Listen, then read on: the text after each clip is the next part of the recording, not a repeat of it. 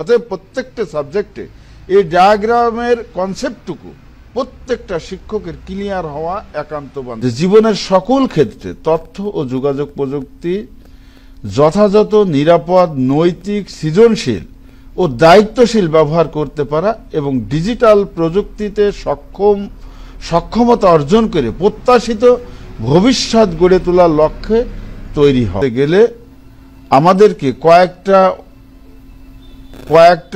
পর্যায়ের মধ্যে ছাত্রছাত্রীদেরকে নিয়ে গিয়ে তাদেরকে ফাইনালি আমরা এই ডিজিটাল সিটিজেনশিপ তৈরি করব। যিনি ডিজিটাল সাক্ষরতা অর্জন করতে পরিপূর্ণরূপে সফল হবেন তিনি কিন্তু এই ডিজিটাল সিটিজেনশিপ হিসেবে গড়ে উঠবেন।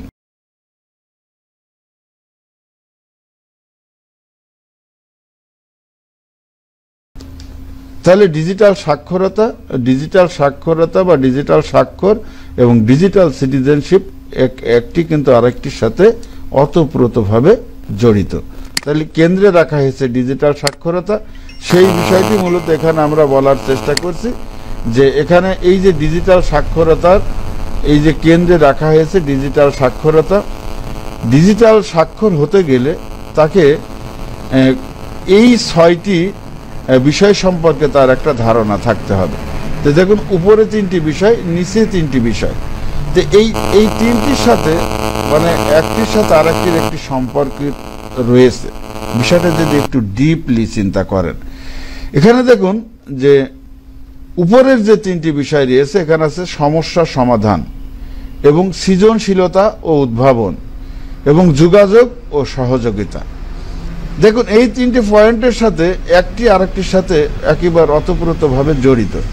আর নিচে যেটা রয়েছে এটা কিন্তু কম্পিউটেশনাল চিন্তন, ডিজাইন চিন্তন এবং সিস্টেম চিন্তন।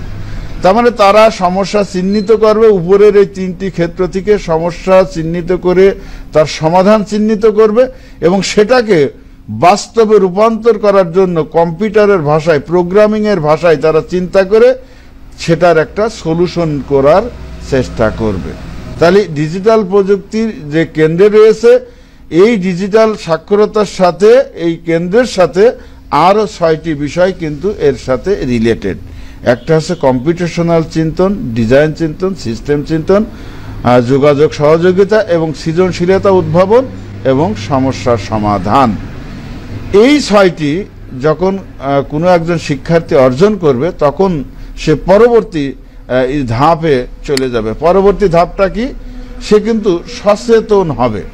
এই 6টি ধাপ, তার মানে এখানে সমস্যা চিহ্নিত করে সেটাকে কম্পিউটেশনাল চিন্তনের মাধ্যমে তার প্রোগ্রামিং চিন্তন মানে তৈরি করার পর এইবার কিন্তু তাকে কি হতে হবে? সচেতনতা বা বৃদ্ধি হতে হবে তার অন্তরে।